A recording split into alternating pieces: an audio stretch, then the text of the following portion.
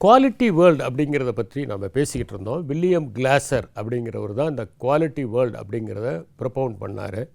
4 factors அதில் ரொம்ப முக்கியமாக படுது. ஒன்று வந்து பீப்புள், 2வது புக்ஸு, 3வது ஐடியாஸ், 4வது ஐடியல்ஸ். இப்போ யாரோட பழகுகிறோம் என்பது எவ்வளவு முக்கியம், அவர்கள் எப்படிப்பட்ட தாக்கத்தை ஏற்படுத்துவார்கள் என்பதற்கு நம்ம வரலாற்றில் பல உதாரணங்களை பார்க்கலாம். இப்போ அரிஸ்டாட்டிலை பற்றி நம்ம படிக்கிற போது மாசிடோனியாவுடைய மன்னனாக இருந்த அந்த பிலிப், அவர் தன்னுடைய மகன் உலக புகழ் பெறணும் அப்படிங்கிற கனவை தாங்கி கொண்டிருந்தார். எப்போ அது ஏற்படுதுன்னா, அந்த குதிரையை போய் ஒரு பாலகனாக இருந்த அலெக்சாண்டர் போய் அடக்கிறார். ஏன்னா அந்த குதிரையை யாராலையும் அடக்க முடியல. ஆனால் அலெக்சாண்டர் ஒன்று அப்சர்வ் பண்ணுறாரு, அது தன்னுடைய நிழலை பார்த்து பயப்படுகிறது அப்படிங்கிறத அறிஞ்சிக்கிட்டு அந்த குதிரையை போய் அடக்கி அவர் வெற்றி பெறுகிற போது தான் பிலிப் சொல்கிறாரு, உனக்கு இந்த மாசிடோனியா பற்றாது, உனக்கு உலகமே தேவைப்படுகிறது, அவ்வளவு ஒரு வல்லமை கொண்டவன் நீ அப்படிங்கிறாரு. அப்போ அவர் ஷேப் பண்ணுறதுக்கு ஒருத்தர் தேவை அப்படிங்கும்போது தான் அரிஸ்டாட்டிலை தேடி பிடித்து தன்னுடைய மகனுக்கு கல்வி தர வேண்டும் என்று சொல்லுகிறார். அப்போ யாரிடம் நாம் கல்வி பெறுகிறோம், யாரை அருகிலே வைத்திருக்கிறோம், யாரின் பக்கத்திலே இருக்கிறோம் அப்படிங்கிறதெல்லாம் முக்கியம் அப்படிங்கிறத வரலாற்றில் பார்க்குறோம். இப்போ இந்த பாஸ்வெல் அப்புறம் ஜான்சன் இவங்களுடைய நட்பை பற்றி நிறைய சொல்லுவாங்க. சாமுவேல் ஜான்சன் வந்து பேசிகிட்டு இருக்கும்போது அதில் பாஸ்வெல் எவ்வளோ தூரம் பலனடைஞ்சார் அப்படிங்கிறத பற்றி சொல்லுவாங்க. அதே மாதிரி தான் வந்து சாக்ரட்டிஸினுடைய உரையாடல்களை பற்றி பிளாட்டோ ரெக்கார்ட் பண்ணியிருப்பார். அந்த உரையாடல்கள் மூலம் எவ்வளோ பலனடைஞ்சார் அப்படிங்கிறதையும், அந்த டைலாக்ஸ் மூலம் எவ்வளோ பலனடைஞ்சாங்கன்னு. இப்போ அது ஒரு டைலாக்ஸ் மூலம் அறிவை வளர்த்து கொள்வதற்கான வாய்ப்புகள் இருக்கிறது. எப்படின்னா, ஒரு லெக்சரை விட நாம் கேள்விகள் கேட்டு அந்த கேள்விகளுக்கு பதில்களை பெறுகிற போது நாம் இன்னும் செறிவாக ஆவோம். அதனால் நாம் வந்து போதனா முறையே அந்த மாதிரி தான் வடிவமைக்கணும். அப்போ அதுக்கு முன்னாடியே புத்தர் இந்தியாவில் வந்து இந்த டயலாக் அப்படிங்கிற மெத்தடில் அவருடைய சீடர்களுடைய கேள்விகளுக்கெல்லாம் பதில் சொல்லுகிற மாதிரி தன்னுடைய உபன்யாசங்களை நிகழ்த்தியிருக்கிறார் என்பதை நாம் பார்க்க முடிகிறது. இது அதனால தான் தரமான மக்களோடு பழக வேண்டும், தரமான நண்பர்களை வைத்து கொள்ள வேண்டும், தரமான மூத்த மாணவர்களை சந்திக்க வேண்டும், தரமான பேராசிரியர்களோடு பழக வேண்டும். இப்படி நம்முடைய குவாலிட்டி வேர்ல்டை அழகான மனிதர்களோடு, அன்பான மனிதர்களோடு, அறிவார்ந்த மனிதர்களோடு நாம் பழகுகிற போது நம்முடைய உலகமே அழகாக ஆகிவிடும். அடுத்தது நான் சொன்னேன், புத்தகங்கள் படிப்பதே இப்போ குறைஞ்சிக்கிட்டு இருக்குது. இப்போ காலேஜ் லெவலில் எடுத்துக்கிட்டிங்கன்னா போய் நீங்கள் பசங்க எத்தனை பேர் நீங்கள் புத்தகம் படிச்சிங்க அப்படின்னா, போன மாதம் என்ன புத்தகம் படிச்சிங்க அப்படின்னு நீங்கள் கேட்டிங்கன்னா கொஞ்சம் பேர் தான் கை தூக்குவாங்க. படிக்கிறது சுத்தமாக குறைஞ்சி போயிட்டுருக்கிற உலகத்தில் இருக்கிறோம். இந்த மாதிரி போச்சுன்னா நிறைய புத்தக விழாக்கள் நடக்கின்றன, புத்தகங்கள் வாங்கிறதாகவும் சொல்கிறாங்க. ஆனால் நம்முடைய பாப்புலேஷனுக்கு ஏற்ற அளவு புத்தகங்கள் வாங்குகிறாங்களா? எல்லாருடைய வீட்லேயும் ஒரு நூலகத்தை அமைக்கிறாங்களா? குறைஞ்சது ஒரு 100 புத்தகங்களாக வச்சுருக்காங்களா? அந்த புத்தகங்களை வாசிக்கிறாங்களா? புத்தகங்கள் வாங்கிறது மட்டும் முக்கியம் இல்லை, அதை வாசிக்கணும். ஏன்னா நான் நாக்பூரில் இன்கம் டேக்ஸ் அகாடமியில் இருக்கும்போது அந்த ஊரில் ஒருத்தர் நிறைய அற்புதமான புத்தகங்கள், ஃபிலாசபி சம்மந்தப்பட்ட புத்தகங்கள்லாம் வச்சுருக்காரு அப்படின்னு சொன்னாங்க. நான் போய் அவரை சந்தித்தேன். அவர் சொன்னார், நான் வெளியெல்லாம் கொடுக்க மாட்டேன். அப்போ நான் பார்த்த புத்தகங்கள்லாம் ரொம்ப ரேர் புக்ஸு. அப்போ சொன்னார், இங்கேயே உட்காந்து படிங்கனாரு. ஒரு பாய் போட்டுறது உட்காந்தேன். ஒரு நியூஸ் பேப்பர் கொடுத்தாரு. அந்த நியூஸ் பேப்பருக்குள்ளே அந்த புத்தகத்தை வச்சுக்கணும். கொஞ்சம் வேகமாக புரட்டினோம்னா பார்த்து அப்படிம்பாரு. அப்படியே ஒவ்வொரு முறையும் அவர் பார்த்திங்கன்னா படிக்கிற ஆசையே போச்சு. ஏன்னா அவர் எங்கே கவனிக்கிறாரேன்னு நம்ம புத்தகத்தை படிக்கிறதுக்கு பதிலாக அவரை கவனிச்சிக்கிட்டு இருந்தோம், புத்தகத்தை கவனிக்கிறதுக்கு பதிலாக. கொஞ்சம் நேரம் கழித்து என்னாச்சுன்னா அவர்கிட்ட கேட்டேன் நான், இந்த புத்தகத்தெல்லாம் நீங்கள் படிச்சிருக்கீங்களா? ஒரு அழுக்கு கூட ஆகலை. இல்லை வாங்கி தான் வச்சுருக்கேன், படிக்கலை. ஏன்னா படித்தா அழுக்காகிரும், அதனால் நான் படிக்கலை அப்படின்னாரு. அந்த மாதிரி புத்தகங்களை வாங்கி வைப்பது மட்டும் முக்கியமில்லை, புத்தகங்களை வாசிக்க வேண்டும். நல்ல புத்தகங்களை கொண்டு முதலில் கல்லூரி மாணவர்கள் குறைந்தது ஒரு 20 புத்தகங்களாவது வாங்குங்க. சேமிப்பில் வாங்குங்க, சேமித்து வாங்குங்க. உங்கள் பெற்றோர் கொடுக்கிற பணத்தில் கொஞ்சத்தை மிச்சப்படுத்தி வாங்குங்கள். அது சாதாரணமான புத்தகமாக கூட இருக்கட்டும். இப்போலாம் மலிவு விலை புத்தகங்கள் நிறைய வந்துடுச்சு. அந்த மாதிரி புத்தகங்களை வாங்குங்கள். நான் வந்து நிறைய கல்லூரிகளுக்கு போகிற போது பேராசிரியர்களிடம் சொல்வதெல்லாம் என்னென்னா, உங்கள் குழந்தைகளுக்கு, உங்கள் கல்லூரியில் படிக்கிற குழந்தைகளுக்கு நீங்கள் என்ன பரிசு கொடுக்கணும் அப்படின்னா, தயவு செய்து நீங்கள் புத்தகங்களை பரிசாக கொடுங்கள். இந்த இப்போல்லாம் என்னென்னா கோப்பைன்னு ஒன்று கொடுக்குறாங்க. அந்த கோப்பை என்னென்னா பிளாஸ்டிக் கோப்பையாக இருக்குது. அதனால் ஒரு காலத்தில் வெள்ளியில் கொடுத்தாங்க, மெட்டலில் வீட்டில் வச்சா கம்பீரமாக இருக்கும். இந்த பிளாஸ்டிக்கில் கொடுக்குறாங்க. அதில் என்ன பிரயோஜனம் இருக்குது? ஒரு பிரயோஜனமும் கிடையாது. அதுக்கு பதிலாக புத்தகத்தை கொடுத்தீங்கன்னா அவங்க படிப்பாங்க. நல்ல புத்தகமாக கொடுங்க. அப்போ மாணவர்கள் கல்லூரியில் படிக்கிற போது குறைந்தது ஒரு 20 புத்தகங்களோடு தொடங்க வேண்டும். அதற்கு பெற்றோர் ஒத்துழைப்பு தர வேண்டும். நல்ல புத்தகங்களாக வாங்கி கொடுங்க. சின்ன சின்ன புத்தகங்கள் 125 150 ரூபா. ஒரு உதாரணத்துக்கு ஓல்டு மேன் அண்ட் த சீ அப்படிங்கிற ஏர்னஸ்ட் ஹெமிங்வேனுடைய புத்தகத்தை ஒருத்தர் ஆழமாக படித்தாங்கன்னு வச்சுக்கோங்களேன், அவங்க ஒன்றை புரிஞ்சுக்குவாங்க. ஒருத்தர் மரணம் கூட அடையலாம், ஆனால் தோல்வி அடையக்கூடியது அப்படிங்கிறது தான் அதனுடைய தீம். மரணம் கூட அடையலாம், தோல்வி அடையக்கூடாது. அப்படின்னா நம்ம தொடர்ந்து போராடி நாம் மரணத்தை சந்திக்கலாம், ஆனால் தோல்வி கூடாது அப்படிங்கிற ஒரு அற்புதமான ஒரு தத்துவத்தை அந்த நூலில் அவர் காட்டியிருப்பார். இந்த கல்லூரி பருவத்தில் இந்த மாதிரியான நூல்கள், பயோகிராஃபி, ஒரு உதாரணத்துக்கு a long walk to freedom அப்படிங்கிற ஒரு புத்தகத்தை நெல்சன் மண்டேலா எழுதியிருக்கிறார். அந்த புத்தகத்தை படிக்கும்போது தான் நமக்கு தெரியும் எவ்வளவு தூரம் கடுமையான ஒரு பயணம். ஒரு இடத்துல எழுதுகிறாரு, ஒரு இடத்துல போலீஸ் பிடிச்சிட்றாங்க. பிடிச்சி எல்லாரையும் ஷர்ட்டையெல்லாம் கழட்ட சொல்லிடுறாங்க. வெறும் ட்ரௌசரோடு எல்லோரும் நின்றுட்டுருக்காங்க. அப்போ அந்த நின்றுட்டுருக்கவங்கெல்லாம் பார்க்கும்போது தான் அவர் சொல்கிறார், எல்லாருமே தொப்பையும் தொந்தியுமாக இருந்தாங்க, நாங்கள் யாருமே ஒரு லீடருக்கு ஃபிட் ஆகவே இல்லை அப்படிங்கிறத அப்போ ரியலைஸ் பண்ணுறாரு. உடனே என்ன பண்ணுறாருன்னா, அவர் ஒரு நாளைக்கு 2 மணி நேரம் ஸ்டேஷனரி ரன் இதை அவர் தொடர்றாரு. ஜெயிலில் போட்டுறாங்க. ஜெயிலில் என்ன பண்ணுறாருன்னா, ஸ்பெஷல் பெர்மிஷன் வாங்கிட்டு காய்கறி செடிகளை வளர்க்குறாரு. அந்த காய்கறி செடிகளை வளர்த்து அதுக்கு தண்ணி ஊற்றி அதை அறுவடை பண்ணிவிட்டு ஜெயிலில் சமைக்கிறதுக்கு மட்டும் கொடுக்காம அந்த ஜெயில் வார்டனுக்கெல்லாம் வீட்டுக்கு எடுத்துகிட்டு போகிறதுக்கு காய்கறி கொடுக்குறாரு. அது ஒரு மிகப்பெரிய எக்ஸசைஸ். கடைசி வரைக்கும் அவர் ஃபிட்டாக இருக்கிறாரு. அதை படிக்கும்போது தான் நமக்கு தோணும் நம்ம எவ்வளோ தூரம் ஃபிசிக்கலாக ஃபிட்டாக இருக்கணும் அப்படிங்கிற எண்ணம் ஏற்படும். அந்த மாதிரி பல தகவல்களை நீங்கள் வாசிக்கின்ற போது உங்களுடைய மனம் விரிவடைகிறது, உங்களுடைய உள்ளம் செறிவடைகிறது. அதனால் என்னென்னா, பெற்றோர் நல்ல நல்ல புத்தகங்களை வாங்கி கொடுக்கணும். பயோகிராஃபியை படிக்கிறதுக்கு, ஆட்டோபயோகிராஃபியை படிக்கிறதுக்கு. இந்த வாழ்க்கையை நாம் இன்னொரு முறை வாழ்கிறோன்னு வச்சுக்கோங்களேன். அப்போ இந்த வாழ்க்கை இதே செறிவோடு இருக்குமா? ஊஸ்பென்ஸ்கி தான் ஒரு நாவல் எழுதியிருப்பார். என்னென்னா, அதில் ஒருத்தன் 60 வயசு ஆயிரும். அப்போ தான் அவனுக்கு தெரியும் நம்ம நிறைய தப்பு பண்ணிட்டோம் அப்படின்னு. இந்த வாழ்க்கையை நம்ம சரியாகவே வாழலைன்னு அவன் போய் ஒரு மந்திரவாதிகிட்ட சொல்லுவான். என்னை மறுபடியும் சின்ன பையனாக்கிரு, நான் இந்த முறை சரியாக வாழ்கிறேன், ஏன்னா நான் சரிவாகவே வாழலைன்னு. மறுபடியும் சின்ன பையனாக்கணுன்னு மறுபடியும் அதே தவறெல்லாம் பண்ணுவான். அதே மாதிரி வாழ்க்கையை வாழ்வான். மறுபடியும் 60 வயசு ஆகும். போய் மந்திரவாதிகிட்ட சொல்லுவான், என்னை மறுபடியும் சின்ன பையனாகிருந்தா நான் மறுபடியும் தப்பு பண்ணிட்டேன், இந்த முறை தப்பே பண்ணாமல் வாழ்வேன். அப்போ அந்த மந்திரவாதி சொல்லுவார், எத்தனை முறை நீ வாழறதுக்கு வாய்ப்பு கிடைச்சாலும் இதே மாதிரி தான் வாழ போகிற. ஏன்னா உனக்கு விழிப்புணர்வு இல்லை. விழிப்புணர்வோடு வாழ்கிற வாழ்க்கை தான் உண்மையான வாழ்க்கையாக இருக்கும், பயனுள்ள வாழ்க்கையாக இருக்கும் அப்படின்னு. அப்போ விழிப்புணர்வோடு வாழ்கிற வாழ்க்கை எது? விழிப்புணர்வோடு வாழ்கிற வாழ்க்கை என்னன்னா, ஒவ்வொரு நொடியையும் சரியாக பயன்படுத்துகிற வாழ்க்கை. சரியாக பயன்படுத்துவதனுடைய ஓர் அம்சம்தான் இந்த பயோகிராஃபியை படிக்கிறது, ஆட்டோபயோகிராஃபியை படிக்கிறது. அதிலிருந்து நாம் என்ன கற்றுக்கிறது, எந்த மாதிரியான டிசிப்ளினை கற்றுக்கிறது. இப்போ என்கிட்ட யாராவது ஒருத்தர் உங்களுக்கு மறுபடியும் ஒரு 10 வயசாக ஆக்குறேன், நீங்கள் வாழத் தொடங்கினா என்னென்ன தவறுகள்லாம் நீங்கள் தவிர்ப்பீங்கன்னா நான் ஒரு பட்டியல் கொடுப்பேன். ஒரு 50-60 இன்னும் கொஞ்சம் நான் நிறையா படிச்சிருக்கலாம், இந்த நேரத்தை வேஸ்ட் பண்ணிட்டேன், இந்த இதில் இன்னும் அன்பாக இருந்திருக்கலாம், இந்த நேரத்தில் நான் இன்னும் விழிப்புணர்வோடு இருந்திருக்கலாம், அந்த மாதிரி நான் நிறைய லிஸ்ட் பண்ணுவேன். ஆனால் பெஞ்சமின் ஃப்ராங்க்லின்கிட்ட கேட்டாங்க, உங்கள் வாழ்க்கை சரிதத்தை பற்றி என்ன நினைக்கிறீங்களா? அவர் சொன்னார், மறுபடியும் எனக்கு வாய்ப்பு கிடைத்தாலும் நான் ஏற்கனவே வாழ்ந்த மாதிரி தான் வாழ்க்கையை வாழ்வேன். அப்படின்னா நீங்கள் நினச்சி பாருங்கள்.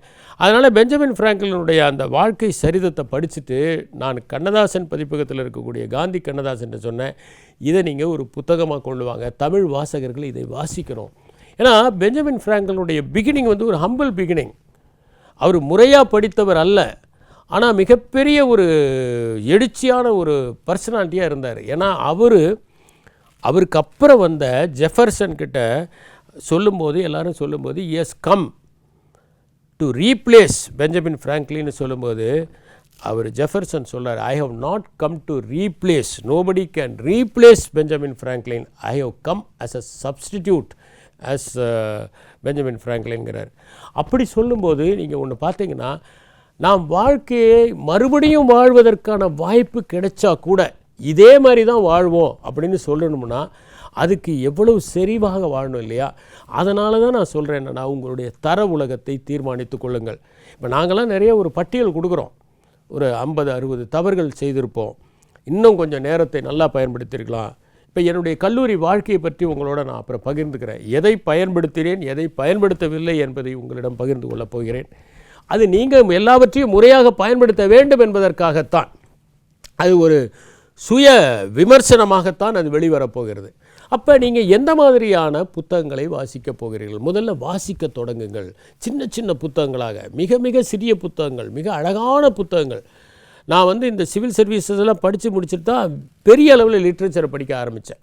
அப்படி படிக்க ஆரம்பிக்கும் போது பெர்ட்ரண்ட் ரசலினுடைய புத்தகங்கள்லாம் நம்ம இந்த இம்பார்ட்டன்ஸ் ஆஃப் ஐடியலிசம் அப்படின்னு ஒரு புத்தகத்தை எழுதியிருப்பார். அதில் என்ன சொல்கிறாருன்னா, சோம்பேறித்தனம் மகத்தானது, நாம் ஏன் உழைக்கணும் அப்படின்னு சொல்லிட்டுலாம் எழுதியிருப்பார். அது ஒரு மாறு கருத்து.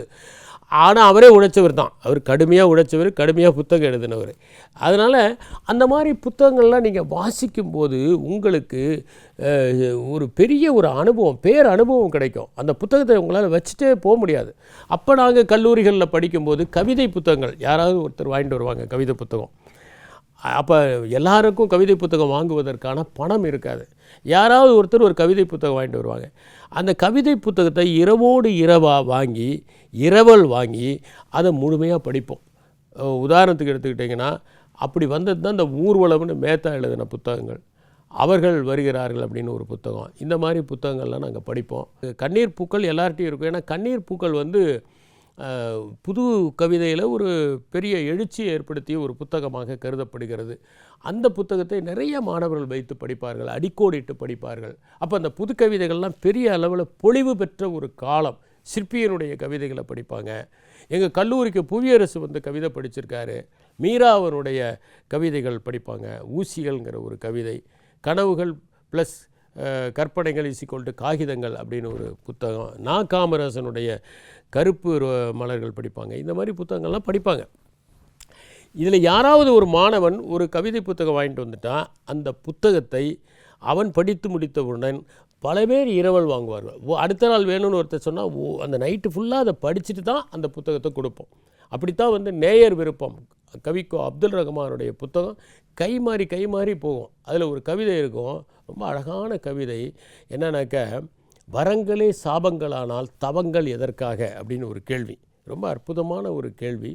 இது மாதிரி வரிகளெல்லாம் படித்து அதை மாணவர்கள் அடுத்த நாள் ஸ்டூடெண்ட்ஸ் கேன்டீனில் உட்காந்துக்கிட்டு அவங்க படித்த கவிதை வரியை ஒருத்தர் இந்த புத்தகத்திலேருந்து சொல்லுவார். இன்னொரு மாணவர் அவர் படித்த கவிதை புத்தகத்தை இன்னொன்று. நாங்கள் எல்லாம் அக்ரிகல்ச்சர் ஸ்டூடெண்ட், பட் ஆனால் கவிதைகளை நாங்கள் டிஸ்கஸ் பண்ணுவோம். ஏன்னா அப்போது அந்த கவிதைகளுடைய தாக்கம் அந்த மாதிரி இருந்தது. அதை பற்றி நாங்கள் பேசுவோம். அதை சில நேரங்களில் நாங்கள் கடைப்பிடிப்பதும் உண்டு. சாதாரண நிகழ்வுகளின் போது ஒரு கவிதையை மேற்கோள் காட்டி அவர் இப்படி எழுதுகிறார். இப்போ யாராவது ஒருத்தர் பசிக்கவே இல்லை அப்படின்னு சொல்லுவாங்க. கேன்டீனில் உட்காந்து, பசிக்கவே இல்லைப்பா, என்னப்பா பண்ணுறது, மத்தியானம் சாப்பிட்றதுக்கு சொல்கிறோம், 11:30 மணி ஆயிடுச்சு, பசிக்கவே இல்லை அப்படின்னு ஒருத்தர் சொல்லுவார், பட்டினியால் பல யாத்திரைகள், இங்கு பசி வரவும் சில மாத்திரைகள் அப்படின்னு அவர் ஒரு கவிதை வரியை சொல்லுவார். இப்படி ரொம்ப சுவாரஸ்யமாக அந்த படிப்பின் விஷயங்கள் அங்கே பரிமாறிக்கொள்ளப்பட்டன.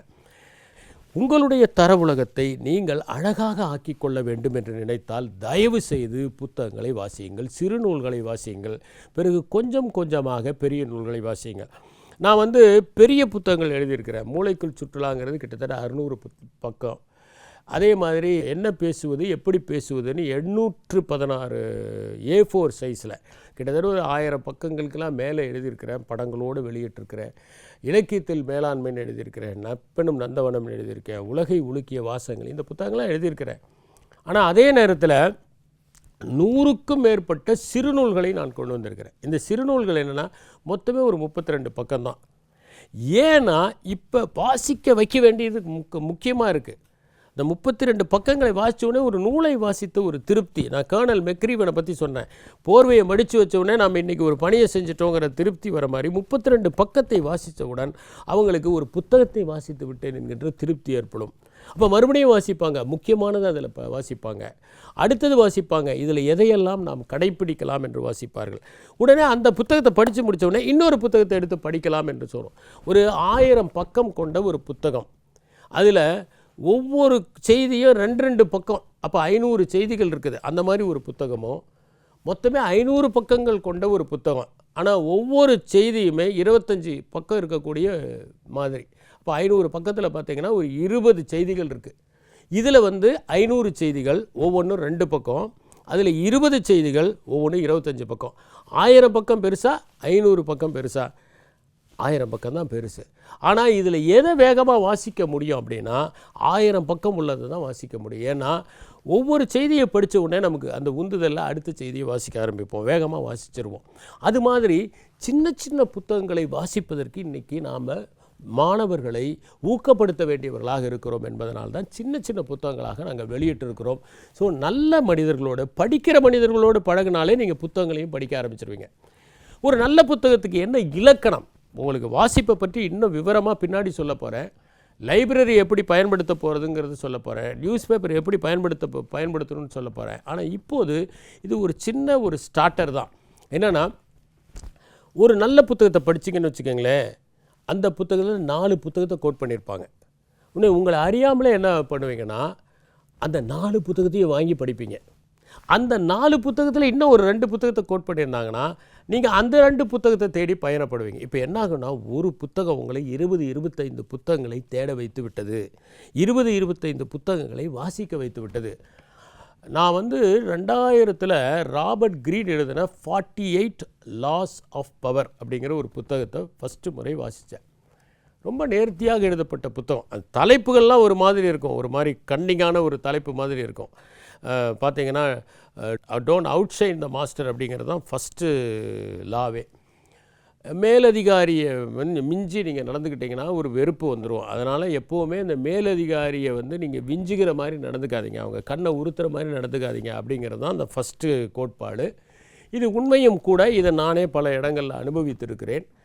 இல்லை என்ன ஒரு முக்கியம்னா, இந்த 48 லாஸ் ஆஃப் பவர் புத்தகத்தில் நிறைய பேரபிள்ஸு, நிறைய அனெக்டோட்ஸு, நிறைய ஹிஸ்டாரிக்கல் ஃபேக்ட்ஸு, நிறையா ஸ்டோரிஸ், சின்ன சின்ன ஸ்டோரிஸ் வருது. அதெல்லாம் எப்படின்னா, இந்த மார்ஜினில் ரெட் இங்கில் கொடுத்துருப்பாங்க, ரொம்ப அழகாக இருக்கும். மற்றதெல்லாம் என்னென்னக்க அந்த புத்தகத்தோடு வரும்.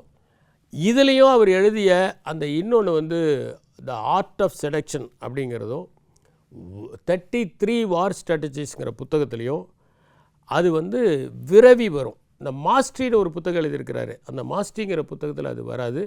ஹியூமன் நேச்சர்னு ஒரு புத்தகம் எழுதியிருக்காரு, அதுலேயும் வராது. அது ரெண்டுலேயும் அதுக்கு இடையிடையே தான் வரும். இந்த 3 புத்தகத்துலேயும் சைடில் மார்ஜனில் போட்டிருப்பார். ராபர்ட் கிரீன் புத்தகத்தை வாசிக்கிறதுங்கிறது ஒரு பேர் ஆனந்தமாக இருக்கும்.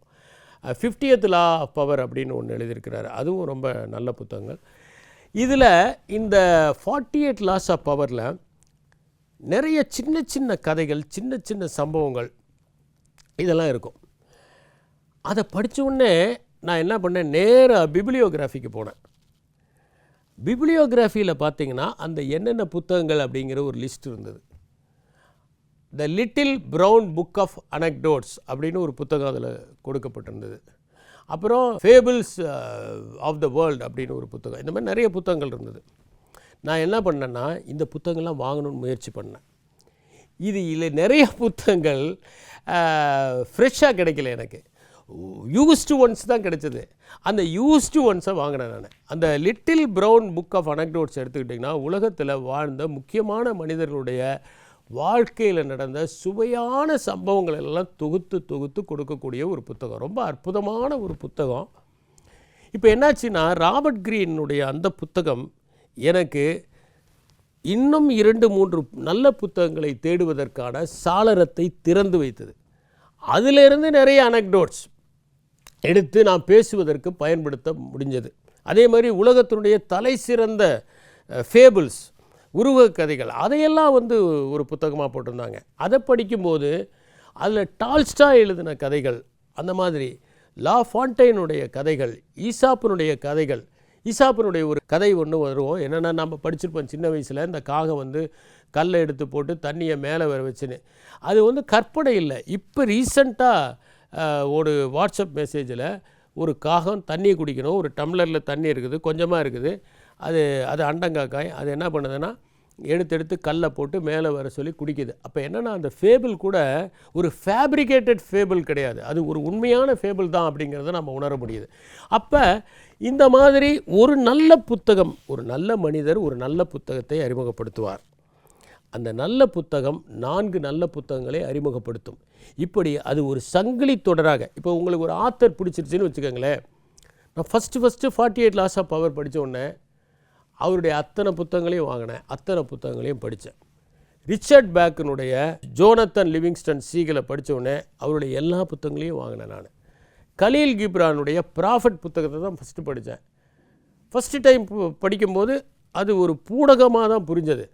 2வது முறை படித்தேன், 3வது முறை படித்தேன். அதில் இருக்கிற ஒவ்வொரு வார்த்தையும் வாழ்க்கையில் கடைப்பிடிக்கக்கூடியது தாங்கிறத நான் புரிஞ்சுக்கிட்டேன். என்னென்னா, நீ ஒரு துணியை நெய்தால் உனக்கு பிரியமானவர்கள் உடுத்துவதைப் போல அதை நெய் அப்படின்னா, அந்த டிக்னிட்டி ஆஃப் லேபர், அந்த லேபர் ஆஃப் லவ், இதையெல்லாம் எவ்வளவு அழகாக கலீல் கிப்ரான் சொல்லியிருக்காரு.